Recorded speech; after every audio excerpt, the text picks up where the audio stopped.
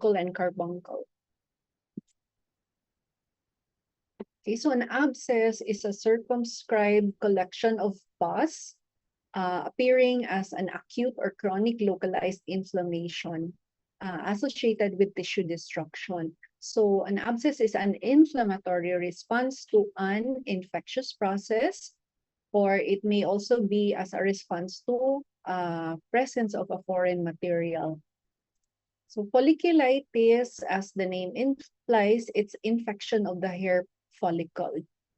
So furuncle, also known as boil, is an acute, deep-seated, red-hot, tender nodules or abscess that usually evolves from staphylococcal folliculitis. So carbuncle is a deeper infection comprised of interconnecting abscesses, usually arising in several contiguous follicles. Okay, so this usually involves children, adolescents, and young adults, more common in male, and the most common cause is Staphylococcus aureus.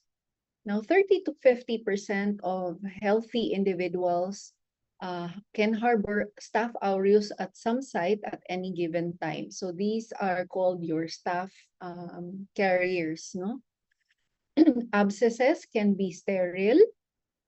It may occur as a response to a foreign body. For example, secondary to a splinter, injection sites, or a ruptured inclusion cyst. So dental abscess can point anywhere on the lower face, even at sites distant from the origin.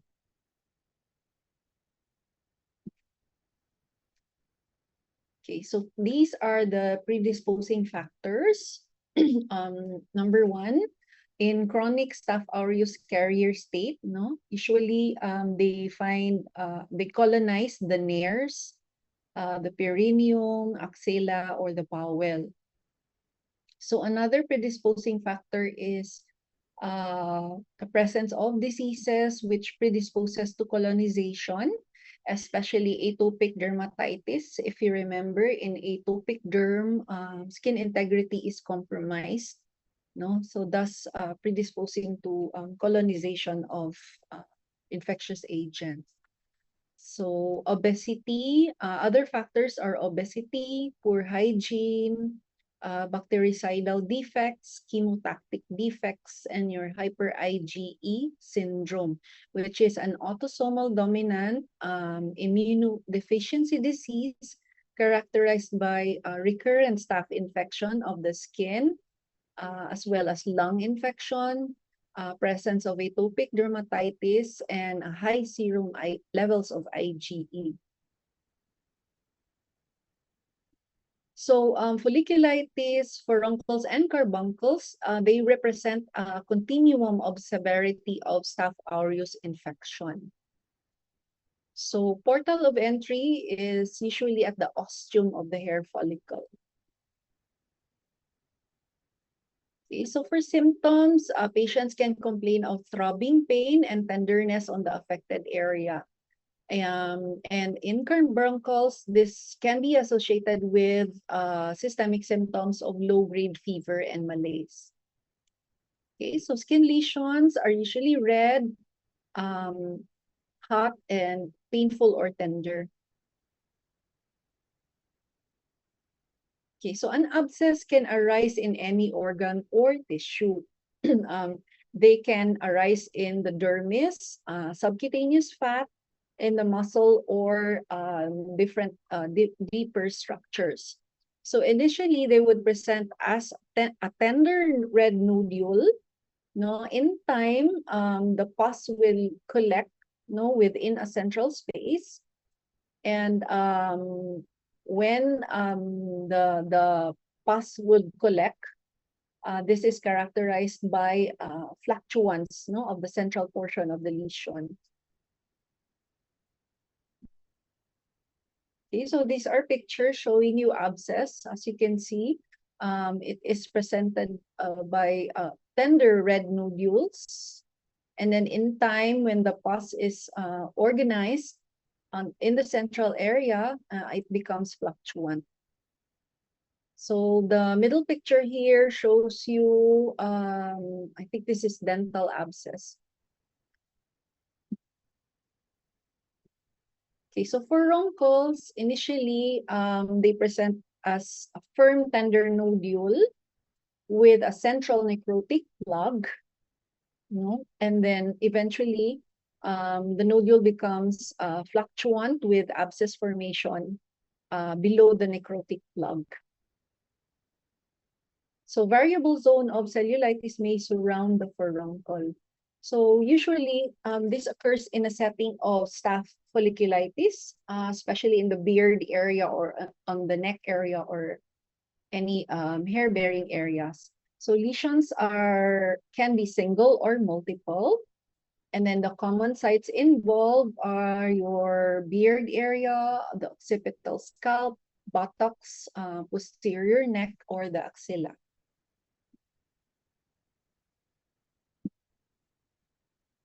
Okay, so these are pictures of furuncle, which, as you can see, are firm, tender nodule with a central necrotic plug.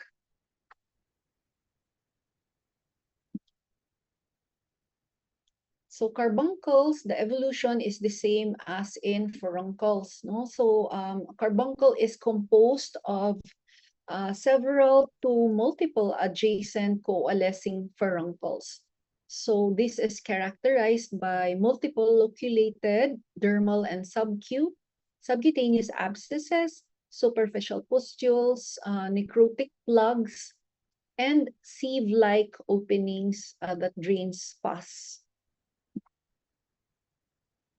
So here are pics of carbuncles. As you can see, it's made up of coalescing furuncles. There are multiple loculated abscesses.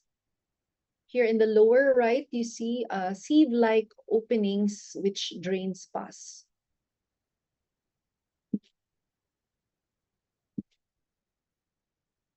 Okay, so how do you diagnose? No, diagnosis is through gram staining.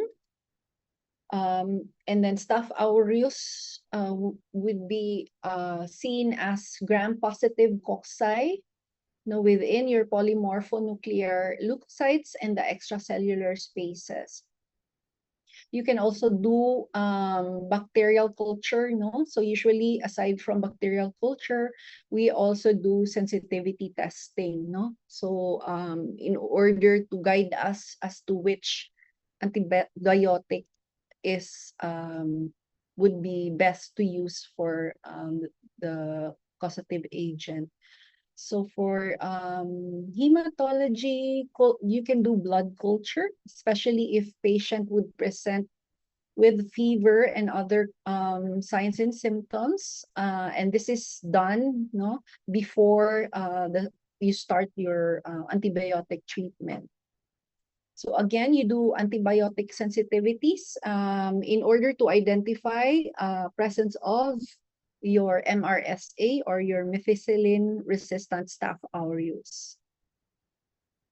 Okay, so histopath, usually we don't do skin biopsy, So here you can see a pyogenic infection arising in the hair follicle and extending deep into the dermis and subcutaneous tissue, as in cases of furuncle, and loculated abscesses is seen in carbuncles. Okay, so this is what you see in gram staining on the left. This is Staph aureus, which is gram-positive cocci in clusters. And on the right is Streptococcus pyogenes, gram-positive cocci in chicks. Okay, so management, prevention is important, especially with Staph aureus carriers, So you would advise the use of an antibacterial soap, and then also apply mupirocin on the affected area. So usually you apply mupirocin on the nares of the nose. So for surgical management, IND, no, is adequate for treatment. Adjunctive, you can apply hot compress, no? This would promote localization or consolidation of the pus and aids in early spontaneous drainage. Okay, so for systemic antimicrobial treatment, you can give cloxacillin or dicloxacillin. So alternatives would be your first gen cephalosporin, erythromycin, or clindamycin. Okay, so recurrent furunculosis is related to persistent Staph aureus, no, in the nares, the perineum, or body folds, no. For this case, you can give your povidone iodine soap or wash, or benzoyl peroxide wash, and apply mupirocin daily to the insides of the nares, and also the other sites of Staph aureus carriage.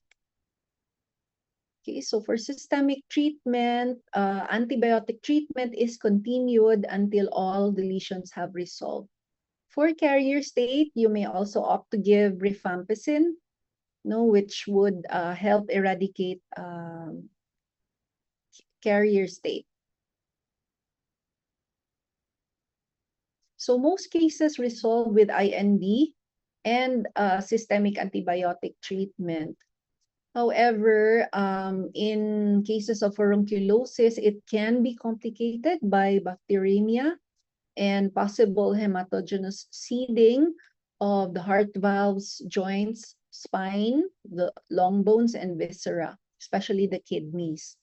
So Staph aureus can be hematogenously disseminated via venous drainage to the cavernous sinus, resulting into cavernous venous thrombosis or meningitis.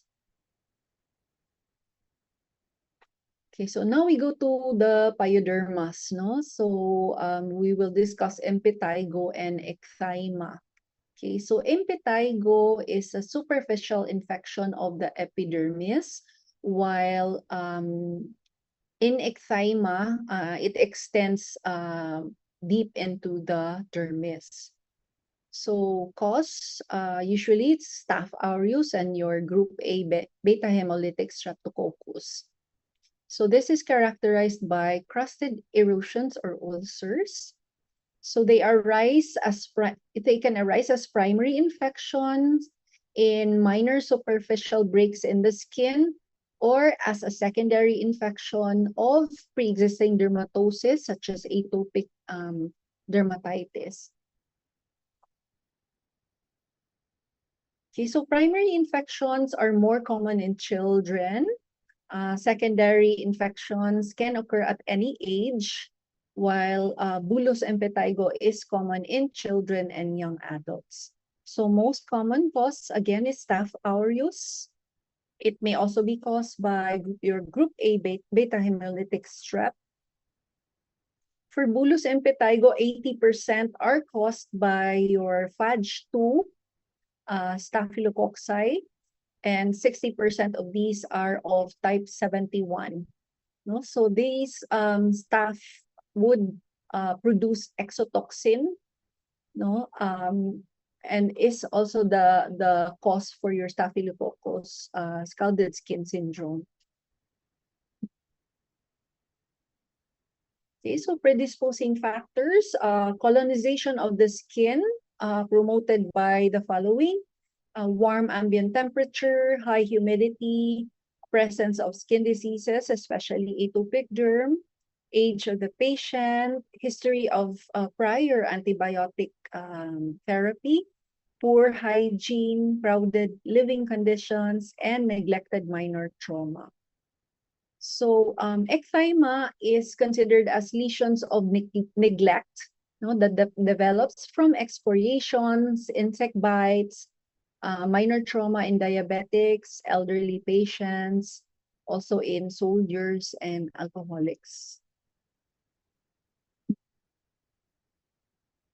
Okay, so for the pathogenesis, Staph aureus, no, there's a debate whether Staph aureus is considered as a normal skin microbiome or not, no? But Staph aureus is not considered as a normal skin flora, no, along with your group A strep. So they are not normal skin flora. So your normal flora of the skin are, the examples are your Staphylococcus epidermidis, Strep pyogenes, Propionibacterium, diphtheroids, and yeast. No, so those are normal flora. So Staph aureus is considered as a pathogen that may transiently colonize the skin and cause superficial infections when it breaches the skin barrier. No, so Staph aureus is not considered as normal flora for several reasons. One, it is identified as a pathogen in multiple skin infections, such as your folliculitis, furunculosis, abscesses, SSSS, impetigo, and eczema. Second, unlike your other normal flora, Staph aureus would possess virulence factors, no, that allow it to cause disease when it reaches the skin. And thirdly, because Staph aureus can only be seen transiently in the nose in your staph carriers before causing cutaneous disease, no, suggesting it's not a normal resident of the skin. Okay, so it colonizes the nares, the perineum, axillae in 20% of individuals and is found in 90% of atopic dermatitis patients. So an intact stratum corneum is the most important defense against invasion of your infectious agents. Carriers are at increased risk for pyodermas. So frequent hand washing would help reduce the risk of transmission. Okay, so for duration, it's usually longer in eczema, no? From weeks to months. So for symptoms in impetigo, it can be pruritic, no? Especially if it's associated with atopic derm. In eczema, lesions are usually painful and tender.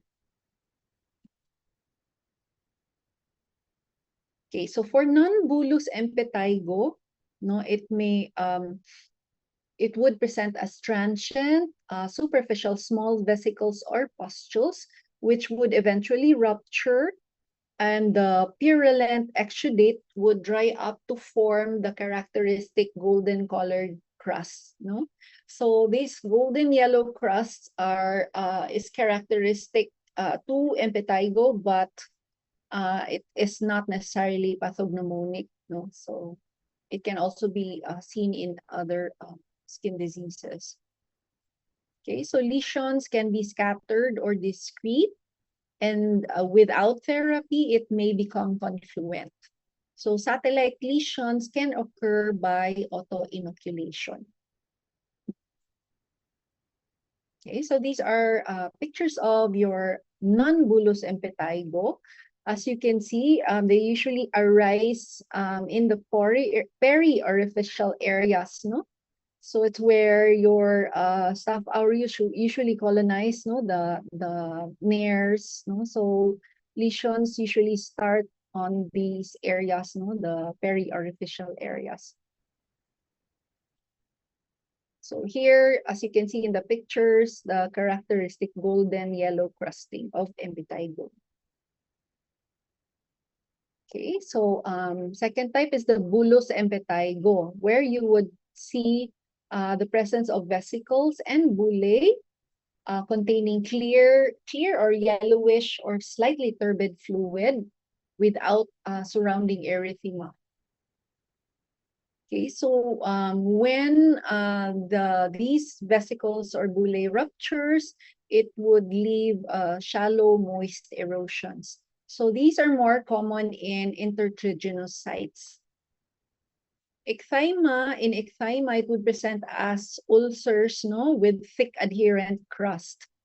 Lesions are tender and it most commonly affects the distal extremities. Okay, so this is bullous impetigo. Here you would see vesicles or bullae with containing clear or yellowish fluid. And then when these rupture, no, you are left with these moist erosions. Okay, another picture of bullous impetigo.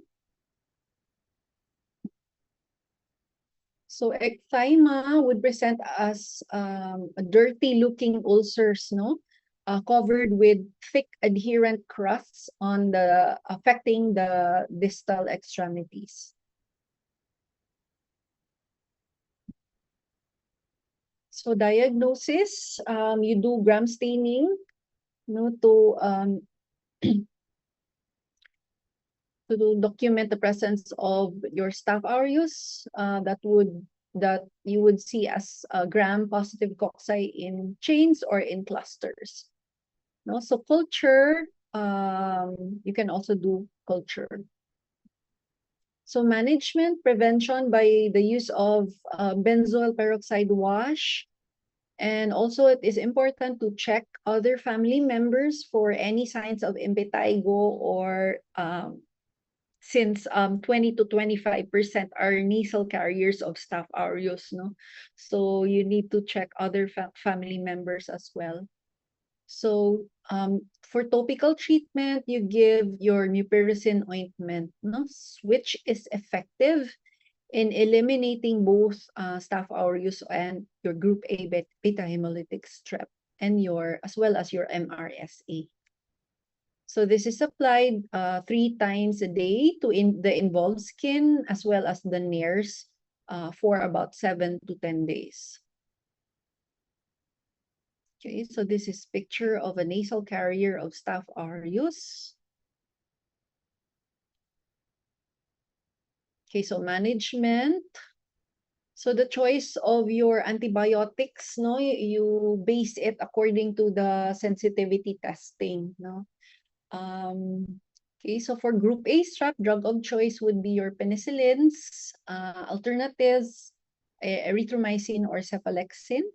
For Staph aureus, drug of choice is dicloxacillin, alternatives cephalexin or your amox plus clavulanic.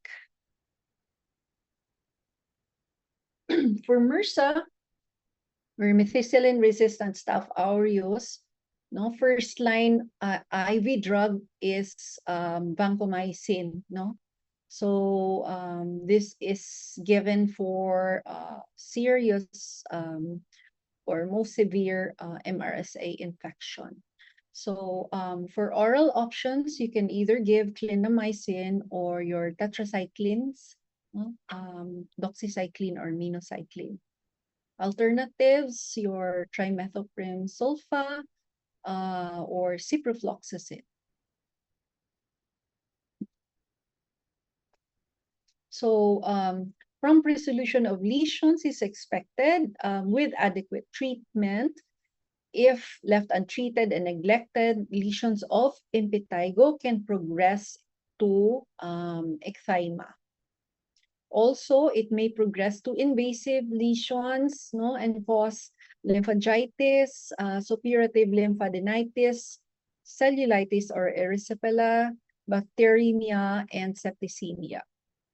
Okay, so recurrence occur because of failure to eradicate organisms or a reinfection from a family member. So that's why it's also important to ask about any affected family members so they can be treated together, you know, to avoid reinfection. Okay, so now we go to staphylococcal scalded skin syndrome, SSSS. So this is also known as Ritter's disease. So this is a toxin-mediated epidermolytic disease And this is characterized by erythema and widespread detachment of the superficial layers of the epidermis. So it can resemble scalding. So this is common among newborns and infants younger than 2 years. So the severity can range from a localized form, no, such as your bullous impetigo, to a generalized form with extensive epidermolysis and desquamation. So these are the clinical spectrum of SSSS. No, it includes localized form, your bullous impetigo, and your generalized form are your bullous impetigo with generalization, scarlatiniform syndrome, and generalized scalded skin syndrome. Okay, so again, this is most common in neonates during the first 3 months of life, and also among infants and young children. So cause is your Staph aureus, particularly the FADG2 group type 71. So which produces two distinct exotoxins, no? Your exfoliative toxin A and B.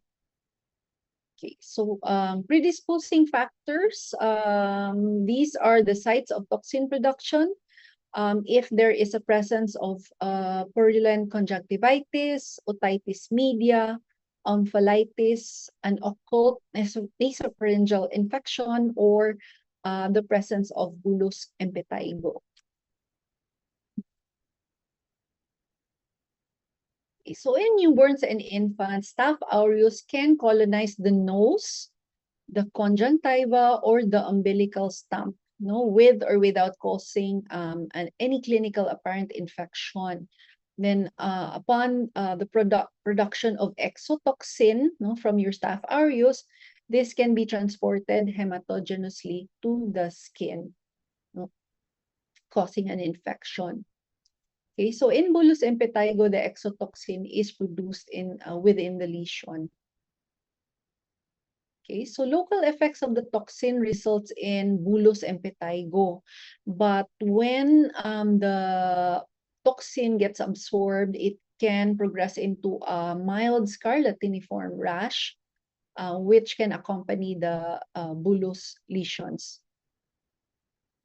Okay, so local effects of toxin may be absent, but with systemic absorption can cause your staphylococcal scarlet fever syndrome.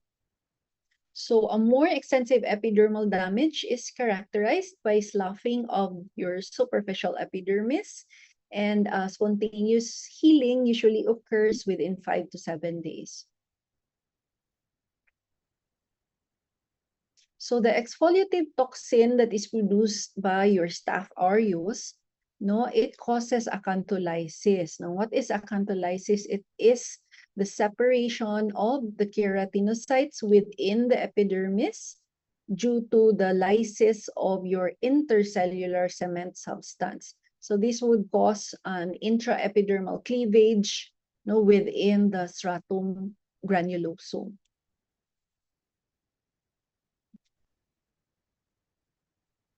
So early lesions are erythematous and very tender. This can be associated with low-grade fever. Usually, the child is irritable. For skin lesions, it can either present as the localized form, your bullous impetigo, or the generalized forms. Okay, so for generalized form, initially, exotoxin-induced changes are your micromacular scarlatiniform rash. Now, this is known as your staphylococcal scarlet fever syndrome, or it may be presented by a diffuse, ill-defined erythema and sandpaper appearance of the skin.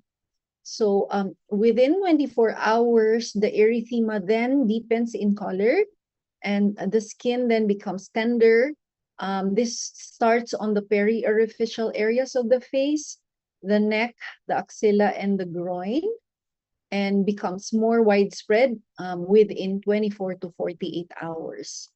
So This is then followed by erythema and sloughing of superficial layers of the epidermis, which is most pronounced on the periorificial areas, as well as in the flexural areas. Okay, so eventually it becomes generalized, no, would resemble scalding. So there is epidermolysis, and this is shown as the wrinkling of the skin, no, and the skin is easily removed upon gentle pressure. So again, this is what you call as Nikolsky sign. Okay, so Nikolsky sign, upon gentle pressure to the skin is easily sloughed off. So this is Nikolsky sign positive.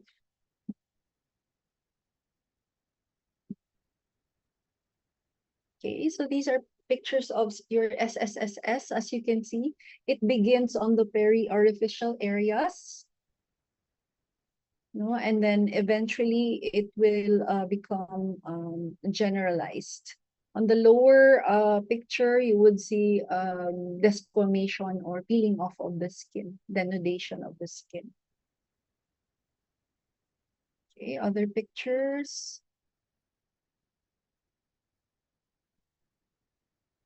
Okay, so diagnosis is through gram staining. No? So for bullous impetigo,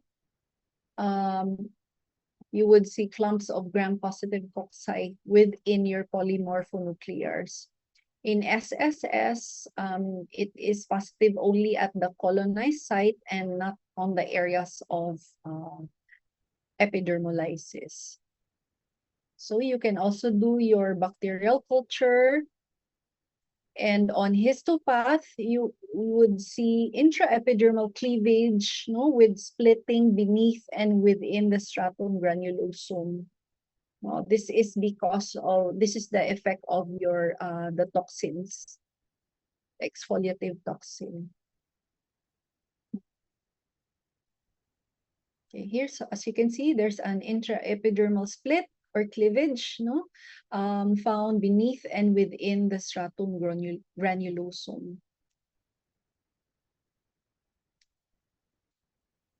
Okay, so this is why your skin is easily sloughed off, no, because of the epidermolysis. Okay, for management, hospitalization is recommended for neonates and young children, especially if the sloughing is extensive, no, where there is a need for fluid and electrolyte replacement, no. So for mild cases, and if home care is reliable, you can just give your oral antibiotics.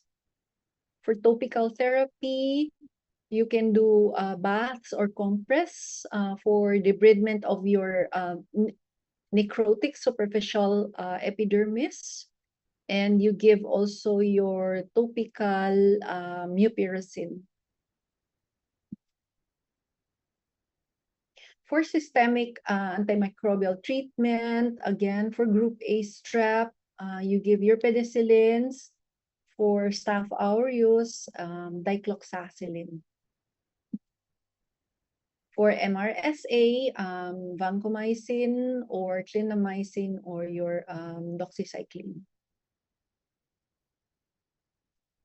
Okay, so adjunctive therapy, no, especially for severe sloughing off or denudation of the skin, it is important to replace the water and electrolyte loss. Okay, so in late phases of your SSSS, after adequate antibiotic treatment, your denuded areas usually heal within 3 to 5 days. No scarring occurs, but death can occur in neonates with extensive disease. Okay, now we go to erysipelas and cellulitis. So erysipelas are superficial cutaneous cellulitis with dermal lymphatic vessel involvement. So lesions would appear as painful, bright red, raised edematous indurated plaque. No, the borders are sharply marginated. Okay, so sites of predilection would be the face, lower legs, in areas of pre-existing lymphedema, or in the umbilical stump. Cellulitis has the same features of erysipelas, but it extends deeply into the subcutaneous tissue. Okay, so to differentiate between the two, in erysipelas, the margins are sharply, the borders are sharply marginated, and it is raised, while in cellulitis, lesions are not raised, and borders are not as sharp as in erysipelas. Okay, so it can occur at any age, usually in children below 3 years and in older individuals. So cause, again, Staph aureus or your group A beta hemolytic strep or strep pyogenes. In children, it can be caused by your Haemophilus influenzae type B. Okay, so these are your predisposing factors: presence of underlying dermatosis, trauma to the skin, surgical wound, or the presence of mucosal infections. No? Risk factors would be basically your immunocompromised individuals, drug and alcohol abusers, those with cirrhosis, malnutrition. Okay, so upon entry of the infectious agent, the infection can spread to tissue spaces and cleavage planes. No, this is because of the presence of hyaluronidase, which would break down your ground substance, fibrinolysins, which would digest the fibrin barriers, and lecithinases, which would destroy the cell membranes. Okay, so local tissue devitalization, no, is usually required to allow significant anaerobic bacterial infections. So the number of infecting organisms is usually small, no? Thus suggesting that cellulitis may be more of a reaction to bacterial superantigens than to an overwhelming tissue infection. Okay, so patients usually would present with a prodrome, no, of malaise, anorexia, fever, and chills, no, which develops rapidly before the cellulitis becomes apparent. No, so higher fever and chills are usually associated with your group A beta hemolytic strep. Okay, for lesions, usually you would see portals of entry, no, or a break in the skin. For example, in the presence of ulcers or presence of chronic dermatosis. Lesions would present as red, hot, edematous, and shiny plaques, which are very tender, can vary in size. Borders are sharply defined, irregular, or slightly elevated. For H. influenzae, usually this would present as a bluish purple in color. No, patients may also present with vesicles bullae, erosions, abscess, hemorrhage, and necrosis. So most common site in adults is the lower legs. No, it may also affect the interdigital area. No, for IV drug users, no, you can see it on the arms. Also in females, in mastectomy. For the trunk, for example, if there's an operative wound site for the face, usually following rhinitis or conjunctivitis. For children, you see this usually the cheeks, the periorbital area, the head, neck, usually caused by your H. influenzae, and extremities.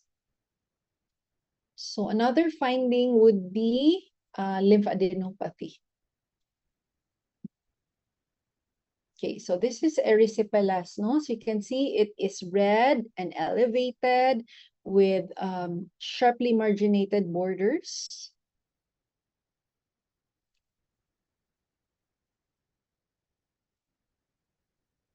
In contrast, in cellulitis, lesions are not elevated, no, but they are also red and very, very tender.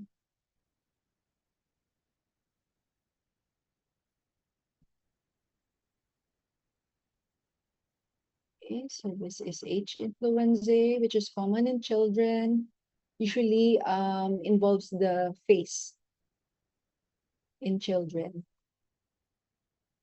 Okay, so diagnosis, again, gram staining, culture, hematology, your white blood cell count, and your erythrocyte sedimentation rates are both elevated. Histopath, skin biopsy can be done to rule out any non-infectious inflammatory dermatosis.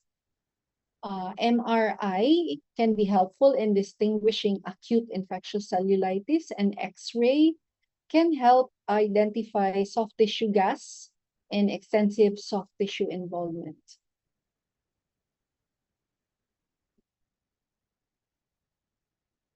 Okay, so management. Okay, so for prophylaxis, especially in individuals with prior episodes of cellulitis, no, insights of chronic lymphedema, so you would advise them to use support stockings, apply antiseptics to the skin, no, and give your secondary antimicrobial prophylaxis such as Pen-G, dicloxacillin, or erythromycin. Okay, so for in cases where there is a coexistent tinea pedis, no, you need to treat also the fungal infection. So you give your in addition, you give your topical antifungal cream and benzoyl peroxide wash. Okay, this is to prevent recurrence, no, because the presence of a fungal infection can provide a portal of entry for the bacteria. Okay, supportive therapy, rest, immobilization, elevation, application of moist heat, and you also give your analgesic. Okay, so surgical intervention, you can do IND to drain an abscess or debride any necrotic tissue. So again, antimicrobial treatment is the same.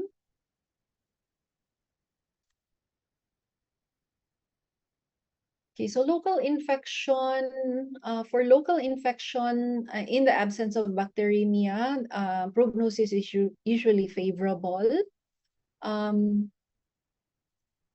Dissemination of infection, no, with metastatic sites of infection can occur if treatment is delayed.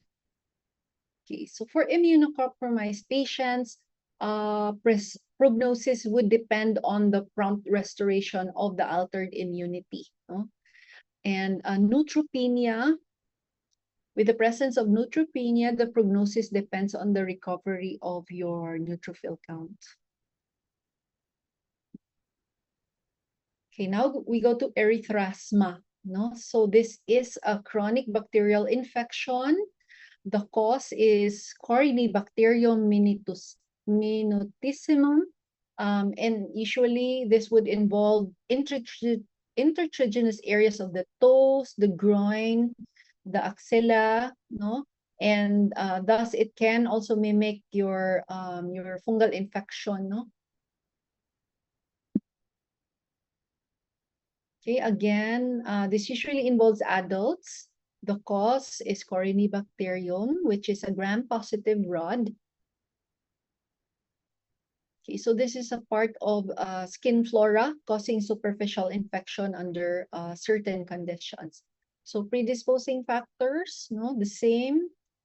Humid climate, the use of occlusive clothing or shoes, obesity, prolonged occlusion, diabetes. Okay, so lesions can be asymptomatic, or the patient would also complain of burning sensation or pruritus. So lesions are seen as sharply marginated macule. No? So scaling is at the sites are not continuously on sites that are not continuously occluded, no. So it can also involve the web spaces of the feet. It is red or brownish red in color for dark skin individuals. There is post-inflammatory hyperpigmentation.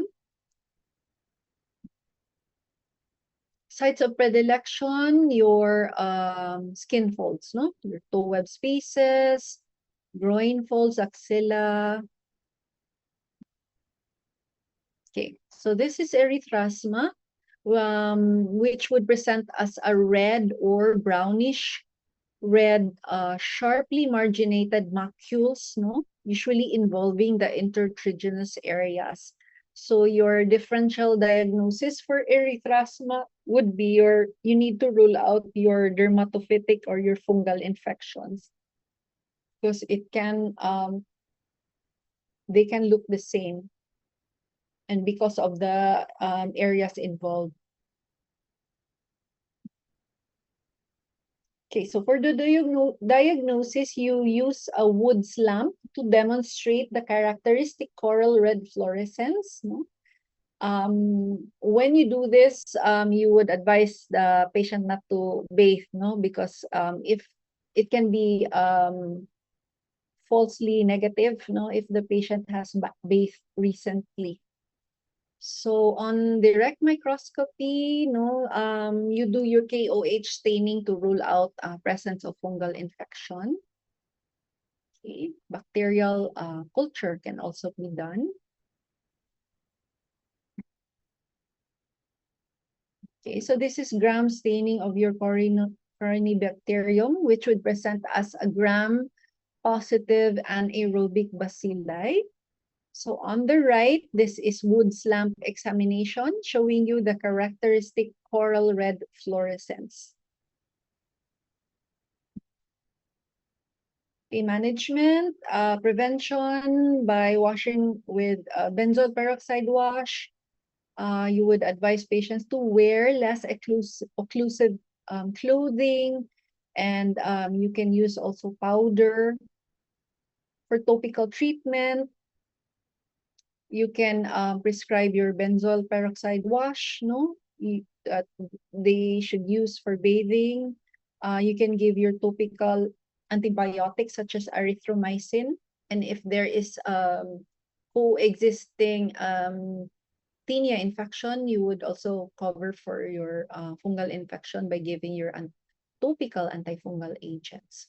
So systemic therapy, you can give your macrolides such as erythromycin or tetracycline. So relapses occur if the predisposing cause are not corrected. For example, for tinea infections, you need to treat the tinea infection as well to prevent relapses. Okay, I think this is second to the last. We go to leptospirosis. This is also known as Weil's disease. No? So this is caused by Leptospira, which is often transmitted by rodents.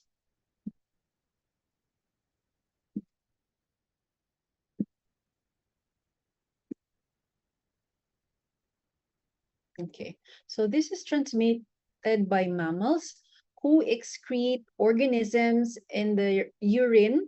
No, so this is caused by Leptospira interrogans. So predisposing factors are those who work in sewers, also common among animal handlers, also from swimming in contaminated waters.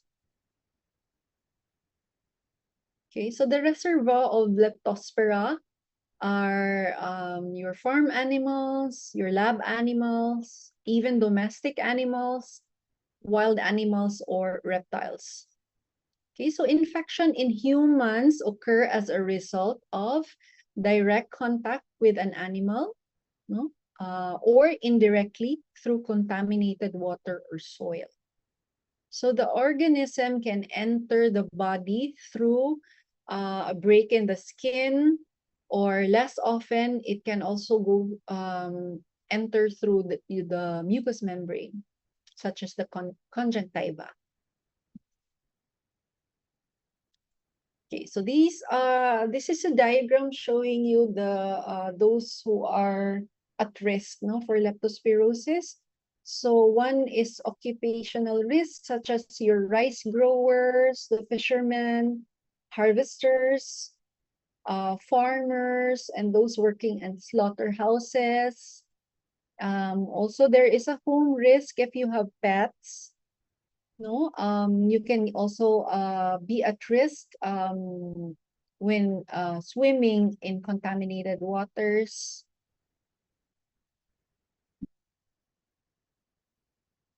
Okay, so there is usually an incubation period of 1 to 2 weeks, no? And then patients would then present with acute illness with fever, muscle pain, and headache. So there is also conjunctival injection, respiratory symptoms, and jaundice.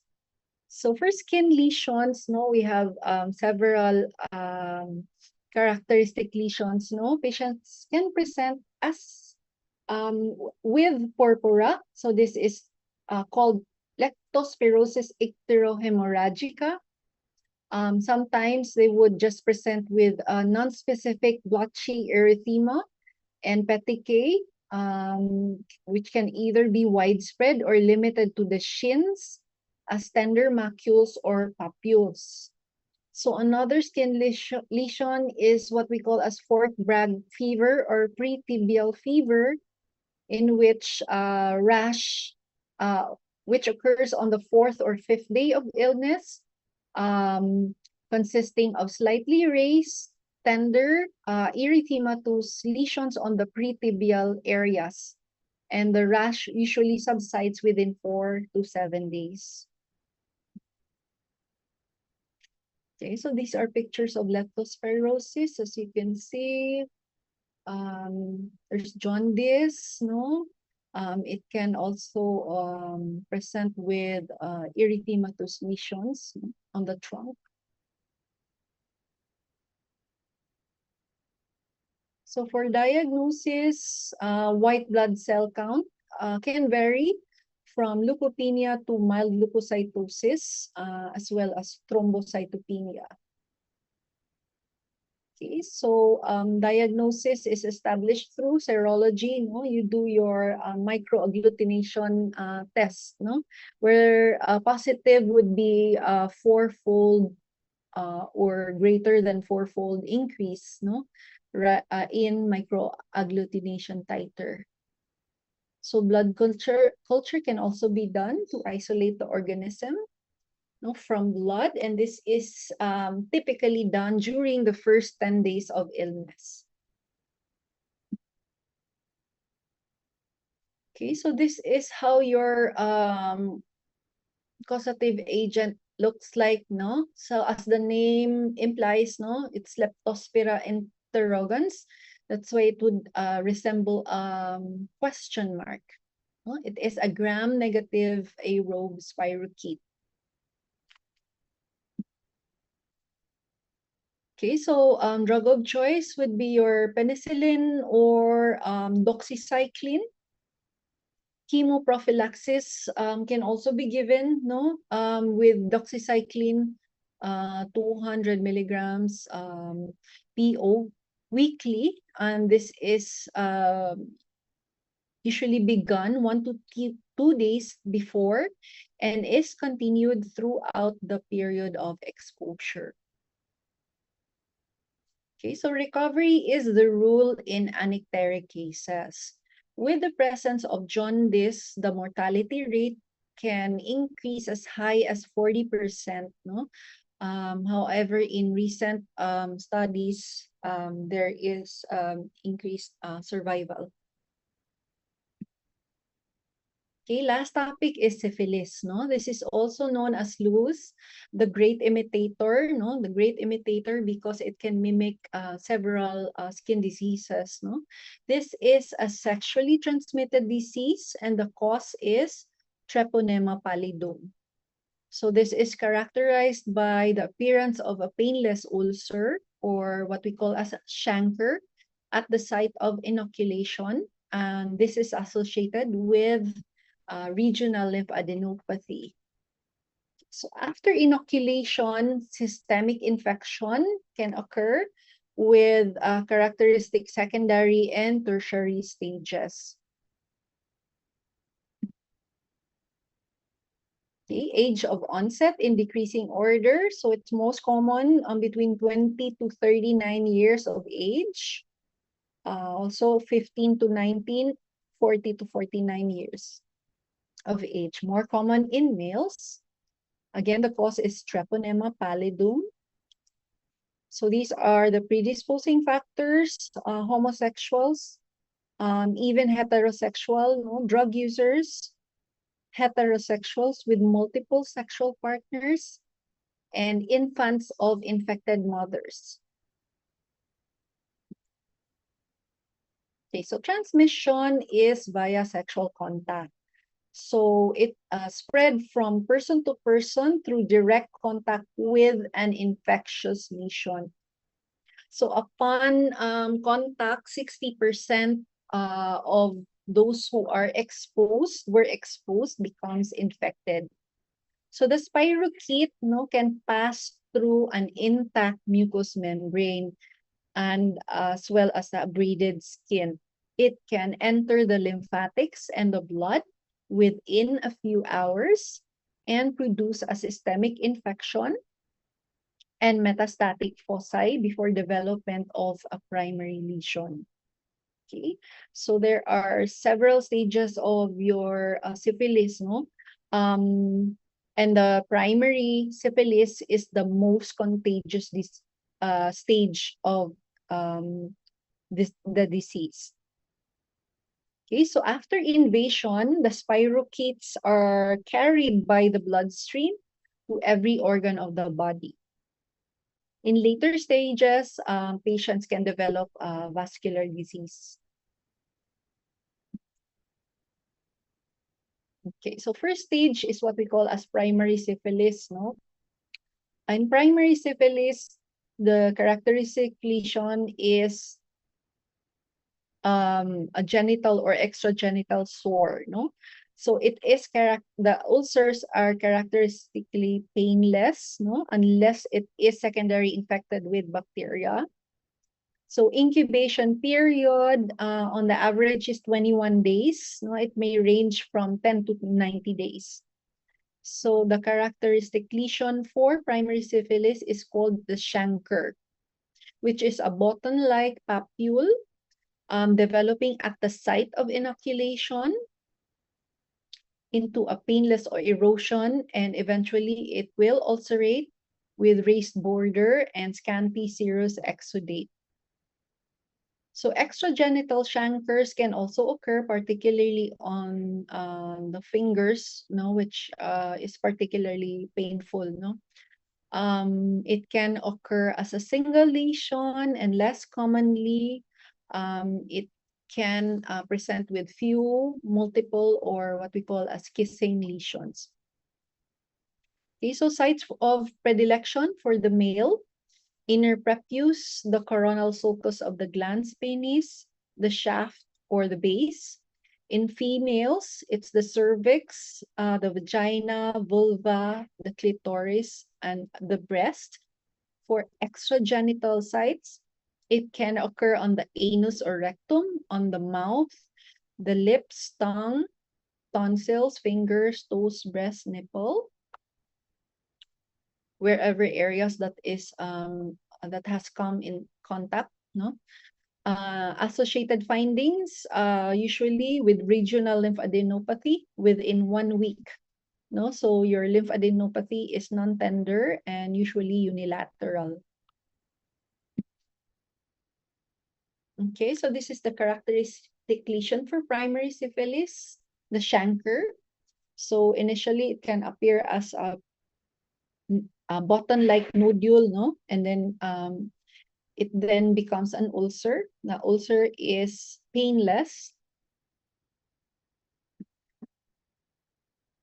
Okay, extragenital sites can also occur.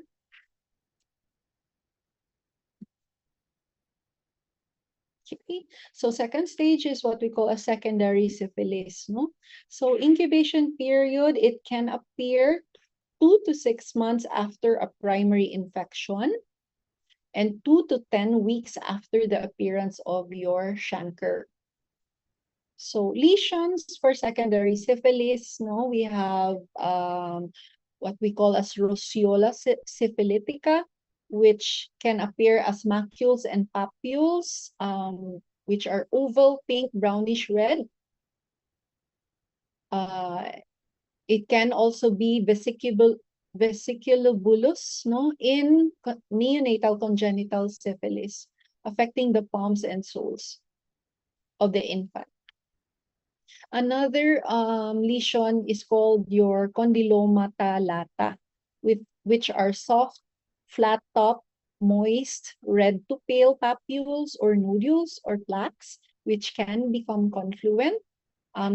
These are most commonly seen on the body surface where moisture can accumulate, no? So the intertriginous areas. So a shape can be annular or polycyclic. It can be scattered, discrete, usually symmetric involvement. Okay, so site of predilection on the trunk, no? For localized eruption, it can occur on the head, no, the hairline or nasolabial areas or the scalp. It can also involve the neck. So characteristic for secondary syphilis, there are lesions found on the palms and soles. So there are hair lesions as well. There are two types. Patients can present with a diffuse hair loss, including the temples and parietal scalp, or it can appear as a patchy, moth-eaten alopecia of the scalp and the beard area. There can also be loss of eyelashes and also loss of the lateral third of the eyebrows. Okay, so for mucous membrane involvements, you would see mucous patches, which are small, asymptomatic, round, elevated flat top macules and papules covered by hyperkeratotic white to gray membranes on oral or the genital mucosa. Split papules can be seen at the angles of the mouth.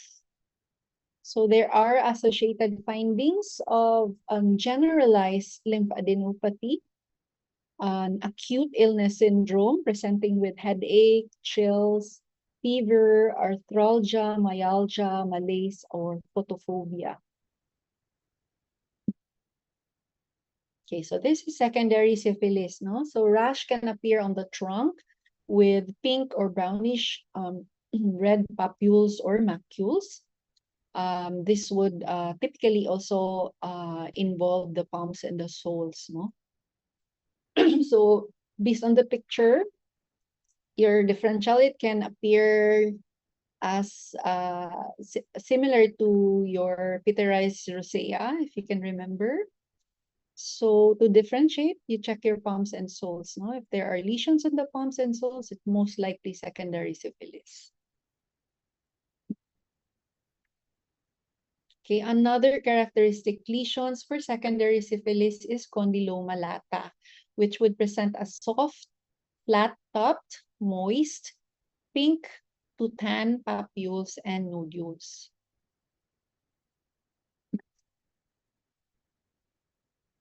Okay, next stage is latent syphilis. No? So this is a stage with no clinical signs or symptoms of the infection. So this is suspected if patients had history of a primary or secondary lesion and a history of exposure. So this can occur without prior recognized primary or secondary lesions. And a pregnant woman with latent disease can infect her fetus with congenital syphilis occurring in the baby. Okay, so now we go to tertiary syphilis. No? So in untreated syphilis, 15% of patients would develop late benign syphilis. So incubation, 3 to 7 years, ranging from 2 to 60 years, with the development of gamma on the 15th year. So for skin lesions, it can present as nodule ulcerative syphilids. This is rare, but it's common and usually see this in HIV or AIDS patients.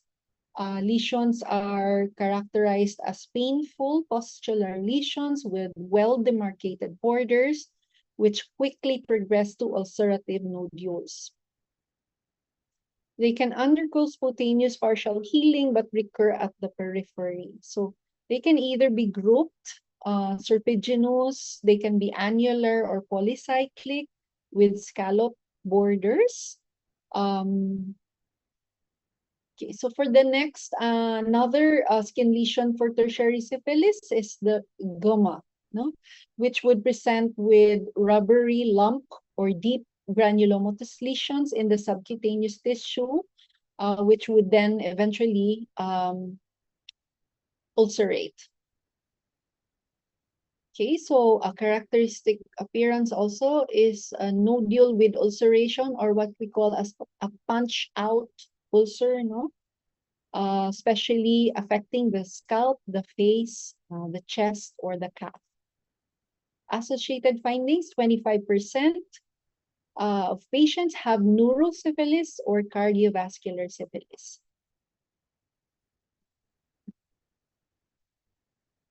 Okay, so this is the characteristic lesion for tertiary syphilis, gamma.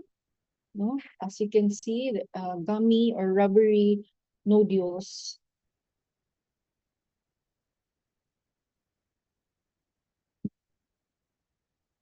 Okay, so on the left, as you can see, this is the punch-out ulcer.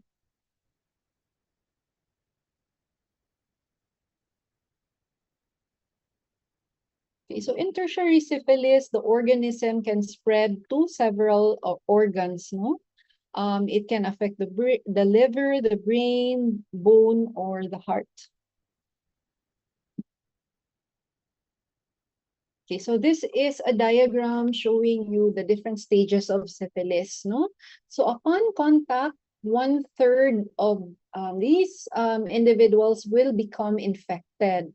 So between 10 to 90 days, patient would then present with the primary chancre, and then within 3 to 12 weeks would go on to the secondary stage, presenting with mucocutaneous lesions as well as organ involvement. In 4 to 12 weeks, patients can enter an early latent stage, no? 1 year from contact, and can be relapsing in 25%. And then after the early latent comes the late latent, occurring more than 1 year. 2/3 can go into remission. 1/3 can go into the tertiary stage, no, presenting with cardiovascular or neurosyphilis. Okay, diagnosis is through dark field examination. No? So this is a simple and reliable test to demonstrate your Treponema pallidum. So on dark field examination, they would appear as a corkscrew-like organism. No, this can be seen in the primary chancre and in the papular lesions of the secondary syphilis, no, particularly condyloma lata. Okay, so for serologic tests, no, there are two types of presumptive for presumptive diagnosis. We use two types, non-treponemal and treponemal.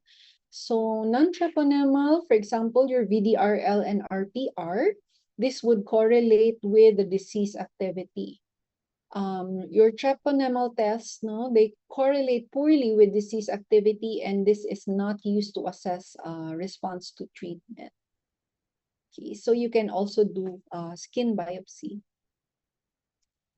So this is your treponema in dark field examination, appearing as a corkscrew-like organism.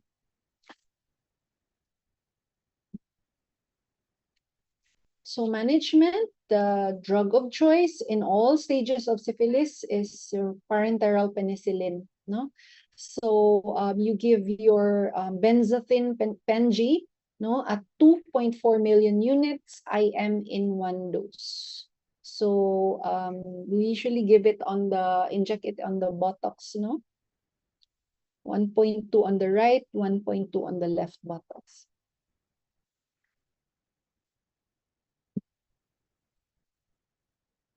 Okay, so even without treatment, a chancre can heal completely within 4 to 6 weeks. And then the infection becomes latent, or patients would present with a clinical manifestation of secondary syphilis. Now, 20% of untreated secondary syphilis can have 3 or 4 recurrences with periods of clinical remission over a period of 1 year, and then it enters into the latent stage. So untreated syphilis more than 4 years is rarely communicable, no, except in pregnant women, no, where they can transmit their infection to the fetus.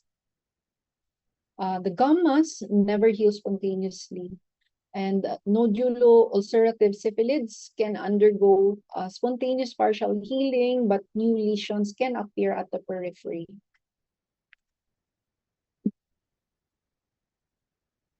Okay, so that's it for today.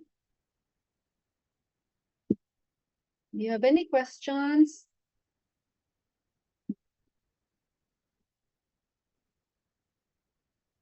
Any questions? None so far, Doc. None. Okay, medyo long siya, no?